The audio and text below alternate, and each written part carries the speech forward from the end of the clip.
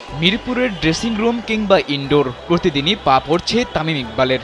সামনে বিপিএলকে কেন্দ্র করে প্রস্তুতি নিতে নিয়মিত মাঠে আসছেন তিনি। তবে ভক্তদের জন্য আসার কথা হলো বিপিএল নয়, তার আগেই মাঠের খেলায় দেখা যাবে দেশসেরা এই ওপেনারকে।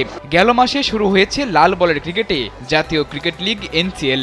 লঙ্গার ভার্সনের খেলা শেষ হলেই শুরু হতে যাচ্ছে এনসিএল এর টি-20 টুর্নামেন্ট। দিন কয়েক আগে প্রকাশিত হয়েছে পূর্ব নির্ধারিত এই টুর্নামেন্ট শুরুর সময় এবং ভেন্যুর তালিকা।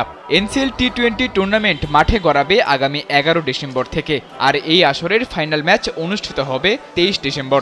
জানা গেছে আসন্ন এই টি-20 লিগ দিয়ে আবারও মাঠে ফিরছেন তামিম ইকবাল। স্যান্ডেলিনা সো, রূপচর্চায় আভিজাত্য।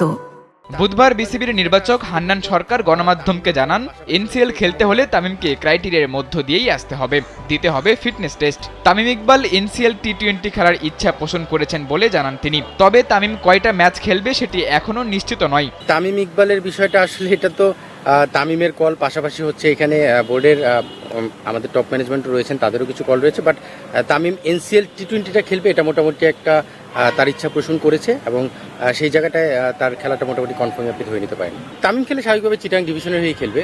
সো টি-20টা সে খেলবে, কয়টা ম্যাচ খেলবে, কখন খেলবে, এই বিষয়গুলো আরও সময় রয়েছে আমাদের টি-20র আগে। সো সেটা আমরা আলোচনা করবো। বাট এনসিএল টি-20টা সে খেলার ব্যাপারে আগ্রহ প্রকাশ করেছে।